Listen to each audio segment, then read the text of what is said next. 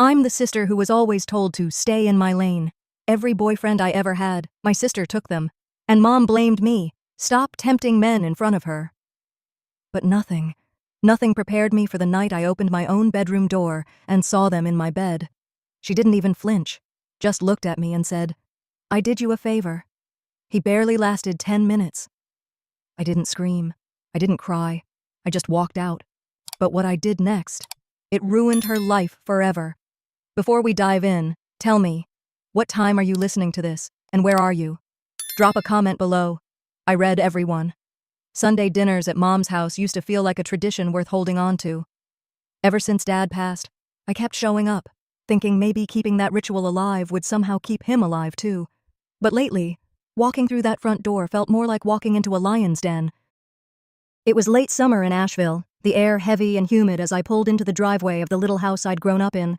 The flowers Mom had planted by the porch were still there, but they looked tired, kind of like everything else about this place. I sat in my car for a moment, trying to gather myself. Silas was already inside. She'd offered to come early to help Mom, but I knew what that really meant, smoothing over the tension that always hung around when Azura was involved. When I stepped into the kitchen, the smell of roast chicken and garlic bread hit me, familiar but not comforting. Mom stood by the stove, her posture still as rigid as it was when I was a kid. She didn't look up when I came in, just muttered, "You're late." "Good to see you too, Mom," I said, trying to keep my tone even. Silas popped her head around the corner from the dining room, smiling that polite, too bright smile she used when she was uncomfortable. "Hey, you made it," she said, her voice soft. And before I could even greet her properly, I heard the click of heels on the hardwood floor. Azura. Of course, she was late. She always made an entrance like she was walking onto a stage. Her hair was perfectly curled, her dress one size too small and 2 shades too bold for a family dinner. "Look who finally showed up," she said, tossing her purse onto the counter. She went straight to Silas and pulled her into a hug. Too long, too close. I watched Silas stiffen slightly, but she didn't pull away. "Azura," I said, my jaw tightening. "Oh, relax," she replied breezily, sliding into the chair next to Silas like it was her seat all along. "I was just saying hi." Dinner started quietly enough. I tried to focus on the food, on Silas, on anything but the way Azura kept leaning toward her, laughing at everything she said. But then, as Mom passed me the green beans, she leaned in just enough for me to hear, "You need to stop tempting men in front of your sister," she whispered, her voice low but sharp as a blade. For a second, I didn't understand. "Excuse me?" "You heard me," she said, straightening like she'd said nothing unusual. "You know how she gets. Don't bring people around if you don't want this to happen." I felt my face heat up, the words burning their way into my chest. My mother had just blamed me for Azura's behavior. I opened my mouth to respond, but the words caught somewhere between fury and disbelief. I bit my tongue so hard I tasted blood. Azura, oblivious, or pretending to be, kept steering the conversation back to herself. Her new job, her trip to Atlanta, her gym routine. Every sentence was punctuated by a touch on Silas's arm or a shared laugh over some inside joke I wasn't part of. Silas glanced at me a few times, her smile strained, her hands resting awkwardly in her lap whenever Azura's fingers lingered too long. I tried to redirect the conversation. "So, Mom, have you thought about getting the roof checked? It looked like it might need—" "We're fine," she interrupted, waving me off. "Azura was just telling me about her plans for the holidays. Isn't that more interesting?" It felt like they were tag-teaming me. Every attempt I made to reclaim the table, to make this feel like my family again, was brushed aside like I didn't belong there. By the time dessert came out, I couldn't take it anymore. Azura laughed, too loud, too fake, at something Silas had said, then rested her hand on Silas's thigh like it was the most natural thing in the world. Silas shifted uncomfortably, but she didn't say anything. "I'm done," I said, standing abruptly. My chair scraped against the floor, the sound sharp and jarring in the quiet room. Mom didn't even look up from her plate. "Don't be dramatic," she said. I grabbed my jacket from the back of the chair and left my slice of pie untouched. The drive home was silent except for the words echoing in my head. Stop tempting men. Like I was the problem. Like I hadn't spent my whole life cleaning up the messes Azura left behind. But nothing from that night compared to what I would see when I walked into my room 2 weeks later, and it was supposed to be just another normal evening, but when I opened my bedroom door that night and saw them, Azura and Silas, wrapped up in something I can't erase from my mind, it felt like the floor had given way beneath me. I didn't say anything then. I couldn't. I just shut the door, walked out of my own house, and drove aimlessly until the sun came up. A week later, I found myself parking outside Mom's house again for Sunday dinner. I told myself it was about holding on to the routine, about not letting Azura chase me away from the only place that still felt like family. Maybe I wanted to see if I could face Silas, face her and Azura, and not crumble. Silas had insisted on coming with me. "It'll be fine," she'd said earlier, like last week was some minor misunderstanding, like what I saw was something I could just move past. I didn't have the words to argue without screaming, so I just let her come. The house looked the same, the chipped paint on the porch railing, the flowers Mom insisted on planting every year. But inside, it felt like a different world. Azura was already there, of course. Not just early, waiting. She wore a satin dress that didn't belong at a family dinner, her lips painted deep red, like she was going to a party, not sitting down with Mom and me. "Silas!" she squealed, jumping up from the couch. She pulled Silas into an exaggerated hug, holding her so tight it looked more like a claim than a greeting. She whispered something in her ear that made Silas stiffen and laugh awkwardly. I didn't ask what she said. I wasn't sure I wanted to know. I barely had time to take my seat before Mom came in with the roast chicken. "You're quiet today," she said, glancing at me like my silence was some kind of inconvenience. "I'm just tired," I replied. She shrugged, settling into her chair. "You should be more like Azura," she said casually, slicing into the chicken. "She always knows how to light up a room." Then she looked at me with a tight smile. "Azura's the pretty one. You're the smart one." The words landed like a slap. I felt the table fall silent for a moment, everyone waiting for my reaction. Silas gave me a nervous glance, but I couldn't meet her eyes. Mom didn't even notice what she'd done. Or maybe she did. Azura smirked like she'd just won some silent game. "We all have our roles, don't we?" she said lightly, reaching for the mashed potatoes. I pushed my fork around my plate, pretending to focus on the food while my insides twisted. This wasn't new, being defined, boxed in, but tonight it felt suffocating. I tried to speak, tried to reclaim some part of the conversation. "Work's been interesting lately," I started. "We've been—" "Oh, that reminds me," Azura cut me off mid-sentence, her voice loud enough to blot me out completely. "I'm going to Miami next weekend. A friend is flying me out. It's going to be incredible." Mom leaned in, her eyes bright with approval. "See? That's exciting. Let her talk." I froze, fork in hand. I could feel the heat rising in my chest, but I swallowed it down. Every time I tried to carve out space for myself in this family, they closed it up like I didn't belong. Dinner went on like that, Azura commanding every conversation, Mom egging her on, Silas smiling politely like she wasn't part of the wreckage between us. By the time the plates were cleared, I felt like I'd been erased entirely. I stood to help with the dishes. If nothing else, it gave me something to do with my hands, something to stop me from shaking. From the kitchen, I could hear them in the living room, their voices low, but clear enough to cut. "He just doesn't understand his role in this family," Mom said. Their laughter followed, soft but sharp, each note carving into me. I stacked the last plate in silence, drying my hands on a towel. I wanted to storm back in there, to make them hear me for once, but instead I stood in that quiet kitchen, staring out the window at the darkened yard, and let their words settle like stones in my stomach. I didn't know it then, but soon I'd finally understand what my role in this family really meant. And it would break me. The first crack came when I saw her Instagram post, and my girlfriend was in it. It was past midnight. I had been lying in bed for hours, staring at the ceiling, replaying Mom's words about my role in the family, like it was written into my skin. Azura is the pretty one. I'm the smart one, the one who cleans up the mess, who stays quiet, who doesn't get chosen. I kept trying to shake it off, but my mind wouldn't stop chewing on it. I reached for my phone, hoping a distraction might quiet everything down. The blue glow lit up my room as I scrolled aimlessly. Emails, the news, then Instagram. Harmless. Routine. And then it wasn't. There she was. Azura, sitting at a bar in some low-lit place I didn't recognize. Her arm draped around Silas like they'd been that way for years. Silas wasn't looking at the camera, but she was smiling, the kind of smile I hadn't seen from her in weeks. The caption, "Can't help who you fall for." It felt like a physical blow. My fingers went numb around the phone. I reread it once, then again, as if maybe I'd misinterpreted it. But no. The comments made it worse. Mutual friends had chimed in. "OMG, you two are gorgeous," one wrote. Another had tagged me with a laughing emoji, like this was some joke we were all in on. My heart thudded in my ears. I couldn't tell if I was shaking from rage or humiliation, probably both. I dialed Silas. It rang and rang. Finally, she picked up. "Hey," she said, her voice annoyingly casual, like she hadn't just blown my life up with one photo. "What is this?" I asked. My voice was steadier than I felt. "What's what?" "The picture. With Azura. The caption." A pause. Then, "It's just a drink." She wanted to talk. "You're overreacting." Overreacting. "Silas," I said, trying to keep myself from yelling, "you know exactly what that looks like."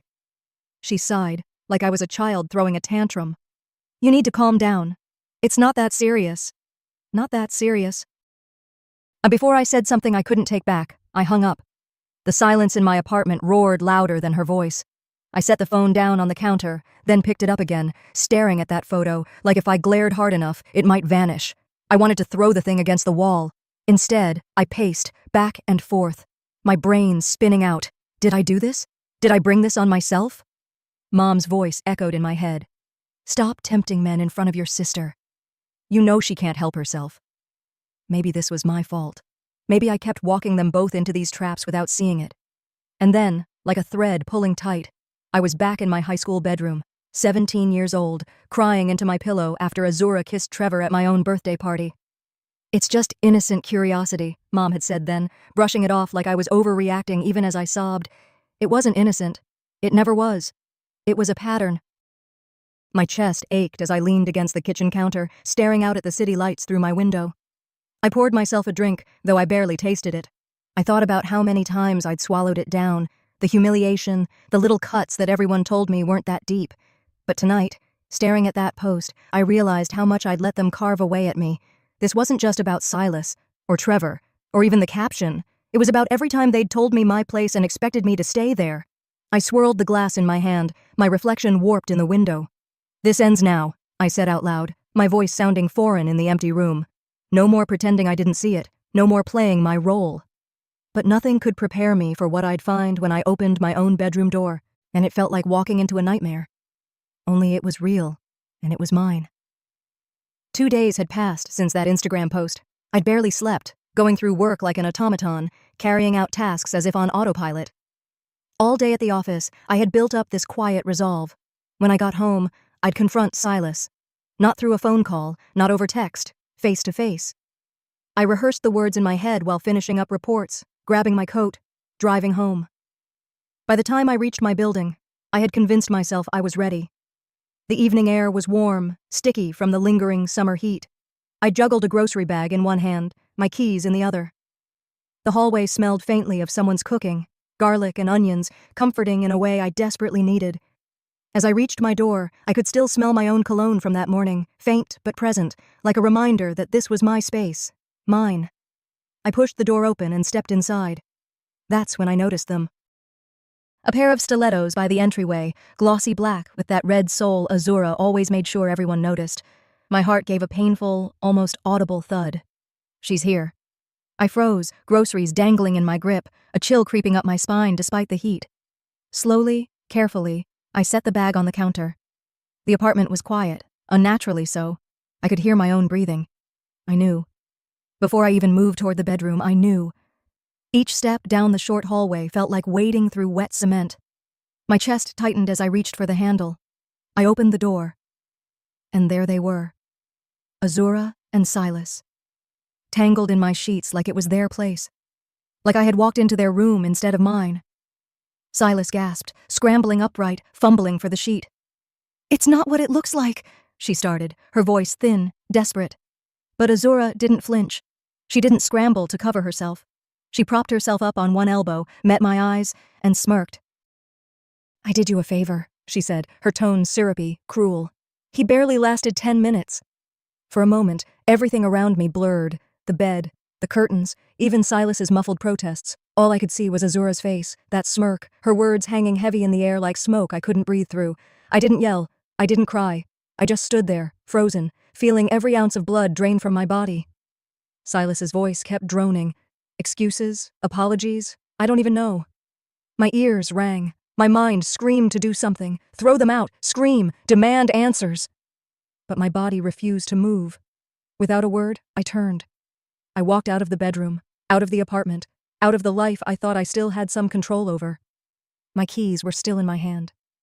I grabbed them, left everything else behind, and shut the door behind me. The night swallowed me as I stepped onto the sidewalk. I walked aimlessly, block after block, past familiar stores and strangers who didn't look twice at me. The streetlights cast long, warped shadows that seemed to follow me, clinging to my heels.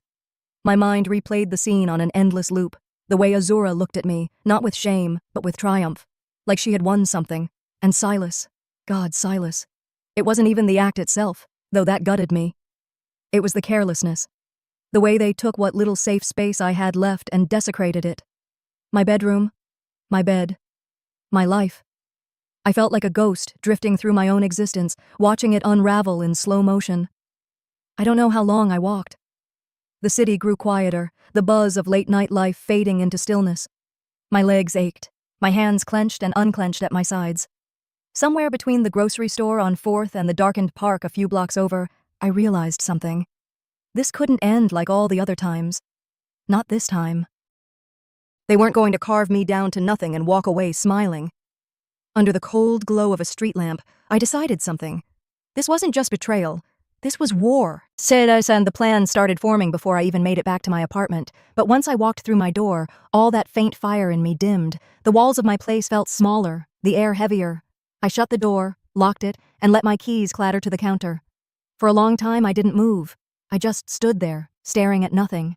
The first day after it happened, I had called in sick to work, saying I needed a mental health break. Then another day, and another. A week slipped by.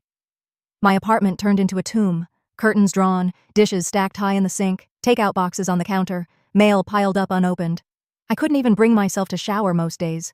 I stayed in sweatpants and an old t-shirt, curled up on the couch replaying the bedroom scene over and over, dissecting it like somehow I could make it make sense if I just thought about it hard enough.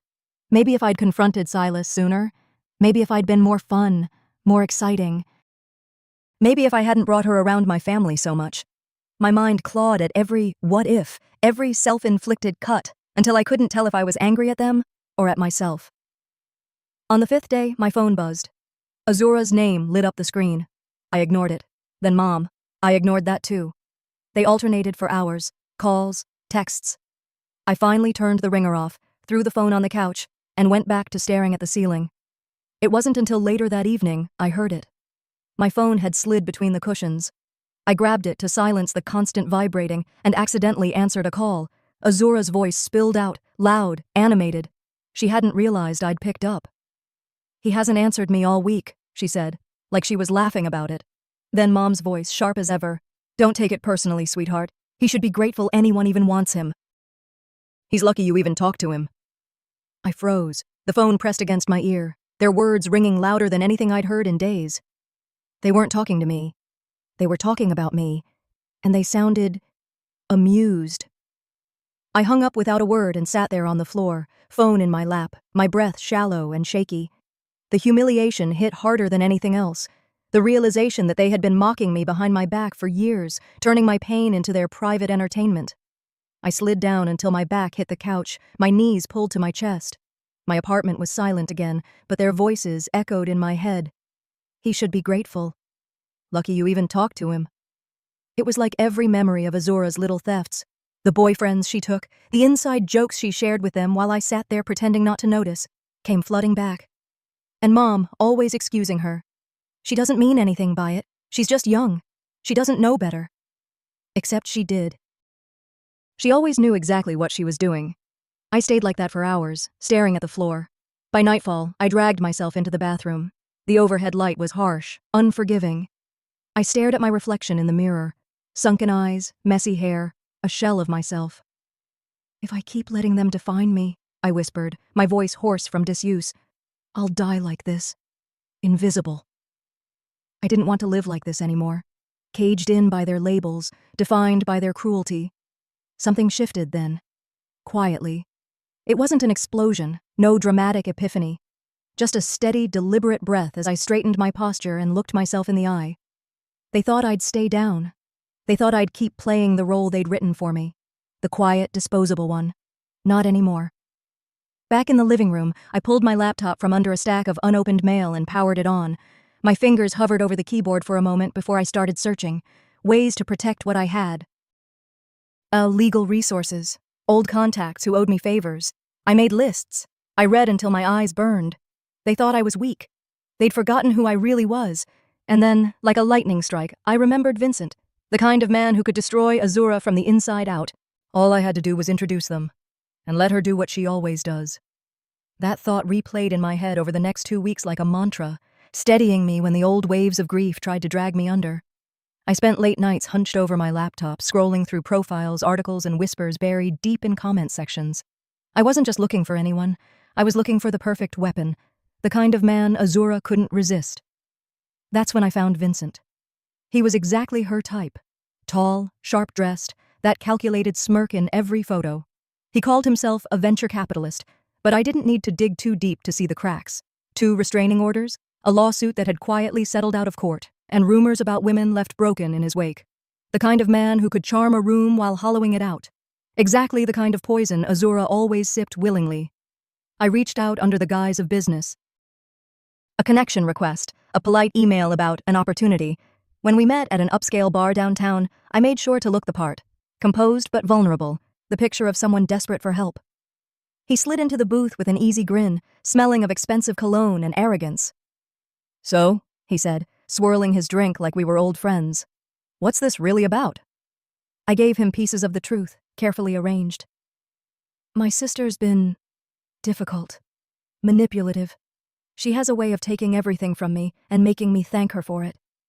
I let out a bitter laugh, tilting my glass like I was just another wounded soul venting to a stranger. "But you probably know women like that, right?" His eyes lit up at the bait. "Oh, I know exactly the type." That's when I showed him her Instagram, Azura, in all her curated perfection, laughing with her friends, posing by pools, flaunting a life she hadn't earned. "That's her," I said, feigning exhaustion. "Azura. She lives for attention, can't stand not being the center of it." I saw it then, the exact moment she became his next target. He smirked, his gaze lingering on the screen. "She's interesting," he said slowly, like a man choosing his next meal. I invited him to dinner under the pretense of needing moral support. "It's just a family thing," I explained.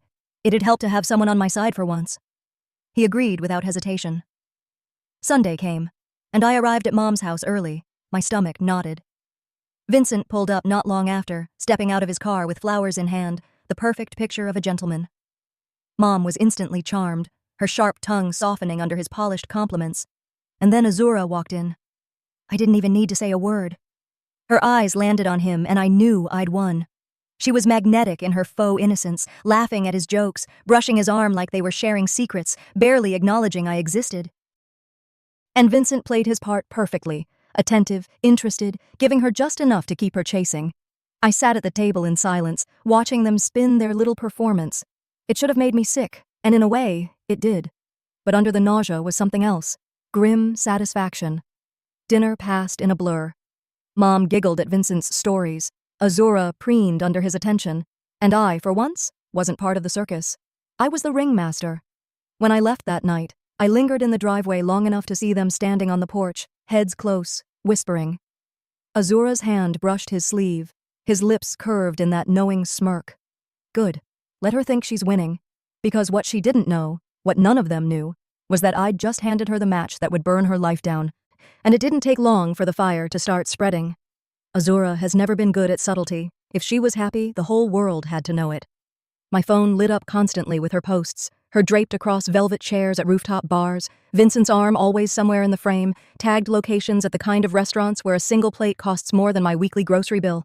It was all a performance. The designer handbags, the shared condo with its minimalist furniture, the captions dripping with smugness like, "Finally living the life I deserve."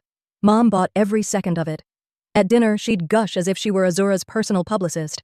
"Doesn't she just look radiant?" she said once, scrolling through a photo of Azura and Vincent sipping champagne.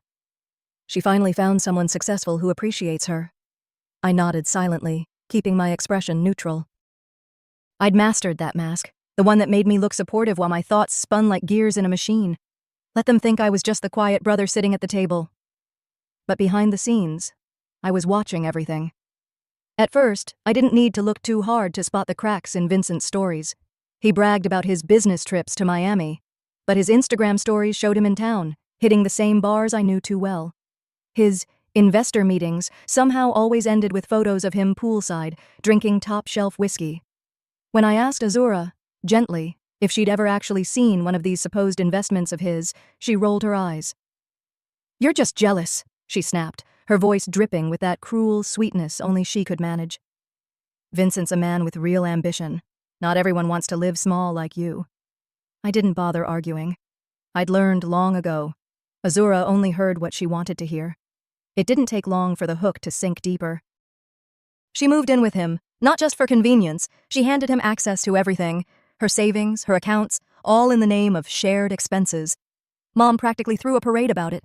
"She's building a real future," she said, pride in her voice, completely blind to the truth staring her in the face. But I saw it. I saw everything. And then came the email. It was late, the kind of night where sleep wouldn't come, and I was scrolling through the usual noise when my inbox pinged. The sender was anonymous, but the subject line made my pulse quicken. About Vincent. Inside was a message from someone who called herself one of the ones who got away.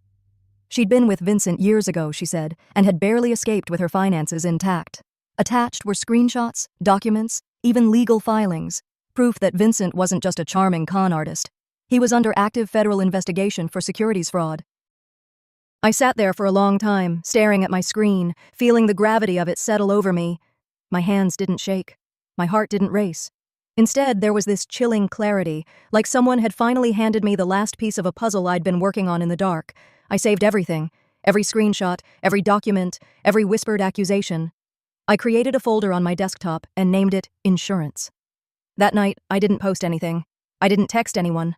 I poured myself a drink, turned off every light in my apartment, and sat by the window scrolling through Azura's Instagram again. Her bright smiles, Vincent's hand curled possessively around her waist, the comments full of heart emojis and shallow envy. "She thinks she's untouchable," I said out loud, my voice sounding foreign in the dark. But she wasn't. She had no idea she was already standing on the trapdoor. And when that door opened, she wouldn't just fall. She'd take Mom down with her. The fall came faster and harder than even I expected. It started with a news alert. My phone lit up on the kitchen counter while I was making coffee. "Local man arrested in multi-million-dollar fraud scheme." I almost ignored it, but the name under the headline froze me mid-reach. Vincent. I dropped the spoon into the sink and pulled up the live stream attached to the article. The video was grainy, chaotic, shot by some neighbor through a window across the street. FBI jackets swarmed Vincent's condo like a scene from a movie. And there he was, Vincent, still dressed in his usual carefully styled blazer, now handcuffed and being led out the front door. But my eyes weren't on him. They were on Azura. She stood barefoot on the porch, wrapped in a thin blanket, mascara streaked across her face like war paint. Her perfect, curated image, the one she'd built post after post, was gone in seconds. Her hair was messy, her hands shook as she tried to pull the blanket tighter around herself. She looked small, powerless. I turned up the volume just in time to hear a reporter shouting questions. "Ms. Jacobs, did you know about Mr. Carter's crimes? Were you involved?" Azura didn't answer. She just kept crying as agents guided her toward a waiting car. For a long moment, I didn't move. I just stood there in my kitchen, phone in hand, watching the woman who'd stolen everything from me being escorted away in handcuffs. I thought I'd feel joy, maybe some vindication. Instead, what settled over me was something heavier, satisfaction laced with sorrow. By the afternoon, it was everywhere. News articles, talk shows, social media. Azura's followers turned on her instantly. Comments like, "should have seen this coming," and "guess money can't buy brains." Family friends gossiped on Facebook, pretending to be concerned while sharing every humiliating detail. And me. I quietly forwarded the folder of evidence I'd collected, everything the anonymous tipster gave me, straight to the lead investigator's email. No note, no name. Just one more push to ensure Azura couldn't worm her way out of this. By evening, my phone was ringing. "Mom." I let it buzz 3 times before picking up. Her voice was raw, like she'd been crying. "You!" she shrieked before I could say hello. "You set her up! You wanted this to happen!" I held the phone away from my ear, listening to her words like distant noise. "She's your sister!" Mom kept screaming. Do you even care what happens to her? She could go to prison, and you're probably sitting there enjoying this." I didn't bother defending myself. What would be the point? She'd already written the story in her head, so I let her rant until she ran out of breath. When she finally quieted, I said softly, "She made her choices, Mom. Just like you made yours." And I hung up. The voicemail came later that night, and I saw Azura's name on the screen and almost deleted it without listening. But something made me press play. Her voice was different. Not the sharp, unshakable tone she always used to cut me down. It was shaky, broken. "Please," she whispered, sniffling between words. "I don't know what to do. Vincent, he drained everything. My accounts, my savings. He even took out loans in my name, and now the FBI thinks I helped him." Her breath hitched. "I can't do this. I need you. Please, just help me." It was the first time in my life Azura ever begged me for anything. I played it again and again, sitting on the edge of my bed in the dark, listening to the woman who'd spent years humiliating me, reduced to nothing but a sobbing voice on my phone. And then I deleted it. No reply, no comfort, no lifeline. "You always wanted to win, Azura," I said to the empty room, my voice barely more than a whisper. "Congratulations. You won yourself a cage." But the real confrontation wasn't with Azura, it was with Mom, and I was done staying quiet. So I went back to that house, not as the overlooked son, but as the one holding the truth. It was a week after the raid, and Asheville was still buzzing with whispers. I parked my car on the same cracked driveway I'd grown up on and stared at the house. It looked exactly the same. The hedges trimmed too perfectly, the wind chime clinking lazily on the porch. But everything inside me had shifted. I wasn't walking in as the quiet one anymore. This time, I came with purpose. When I opened the door, the familiar smell of Mom's pot roast hit me. Normally it would have been comforting, nostalgic even. But tonight it felt hollow, like she was trying to recreate a normal that had burned away. I stepped into the dining room. The table was set just like always. Matching plates, silverware perfectly aligned, and Mom sitting at the head of the table as though she still presided over a kingdom. She looked up when she saw me, her face hardening instantly. "So," she said coldly, "you finally decided to show up." I didn't answer her right away. I pulled out a chair and sat across from her. The scrape of the wood against the floor echoed louder than I expected. "Don't pretend this is just another dinner," I said quietly.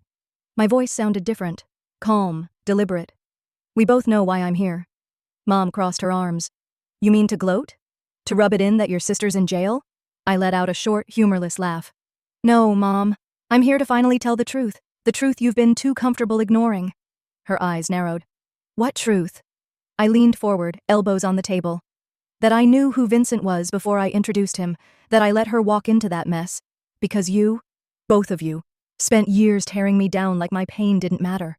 Like I didn't matter." Her lips parted, but no words came out. For once, she didn't have a sharp retort ready. I kept going. "Do you remember all the times you told me my role in this family? The quiet one, the smart one, the one who'd never fight back because I should be grateful anyone even bothered to want me. You made excuses for Azura every single time she humiliated me. You let her walk into my life and take whatever she wanted, my friends, my relationships, my dignity, and you told me to stay quiet for the sake of family." Mom's voice trembled. "You're telling me you set her up? You wanted this to happen?" "No," I said, meeting her gaze, steady. "I wanted her to face consequences for once in her life, and if that makes me the villain in your story, so be it." Her hands shook as she pushed back from the table. "You're not my son anymore." I felt the sting of the words, but I didn't flinch. "Maybe I never really was," I said softly. For a moment, we sat in silence. The hum of the refrigerator in the kitchen felt louder than it should have. Then I reached into my pocket and pulled out my key. The same one I'd carried since college, the one I used to let myself in when this house still felt like home. I placed it in the center of the table. It made a dull, final sound against the wood. "This is the last time I'll be here," I said. "You always told me my role. Well, I'm done playing it." I stood, pushing my chair back slowly, deliberately. "Where are you going?" she asked, her voice small now, almost unfamiliar. "Home," I said. "Wherever that ends up being. But not here." I didn't wait for her to reply. I walked out, past the same walls filled with family pictures that no longer felt like mine, past the front door I'd walked through 1,000 times as a son. This time, I wasn't that person anymore. As I stepped into the night, the cool air felt different, cleaner, sharper, like it belonged only to me. Some losses, I thought, aren't losses at all. Some are freedom in disguise. And for the first time in my life, I wasn't the invisible sun, I was just free.